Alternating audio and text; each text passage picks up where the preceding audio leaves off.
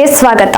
ನಾನು ಸ್ನೇಹ ಬೈಲೂರು. ಈ ದಿನದ ಸುದ್ದಿಗಳು. ತುಳು ಭಾಷೆ ಸಮಗ್ರ ಅಭಿವೃದ್ಧಿಗಾಗಿ ರಾಜ್ಯ ಸರ್ಕಾರವು ತುಳು ಅಭಿವೃದ್ಧಿ ಪ್ರಾಧಿಕಾರ ಸ್ಥಾಪಿಸಬೇಕು ಹಾಗೂ ಕಾರ್ಕಳದಲ್ಲಿ ಸುಸಜ್ಜಿತ ತುಳು ಭವನ ನಿರ್ಮಿಸಬೇಕೆಂದು ಕಾರ್ಕಳ ಕಾಂಗ್ರೆಸ್ ಮುಖಂಡ ಉದಯ್ ಶೆಟ್ಟಿ ಮುನಿಯಾಲ್ ಅವರು ಮುಖ್ಯಮಂತ್ರಿಗಳಿಗೆ ಲಿಖಿತ ಮನವಿ ಸಲ್ಲಿಸಿದ್ದಾರೆ.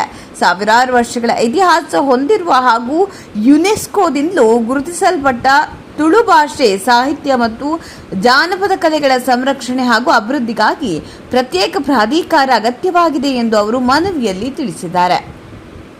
ಇದೇ ವೇಳೆ ಕಾರ್ಕಳದಲ್ಲಿ ಗ್ರಂಥಾಲಯ, ಸಂಶೋಧನಾ ಕೇಂದ್ರ ಮತ್ತು ಸಭಾಂಗಣವನ್ನೊಳಗೊಂಡ ಆಧುನಿಕ ತುಳು ಭವನ ನಿರ್ಮಾಣಕ್ಕೆ ಅಗತ್ಯ ಜಾಗ ಹಾಗೂ ಅನುದಾನ ಮಂಜೂರು ಮಾಡುವಂತೆ ಸರ್ಕಾರವನ್ನು ಒತ್ತಾಯಿಸಿದ್ದಾರೆ.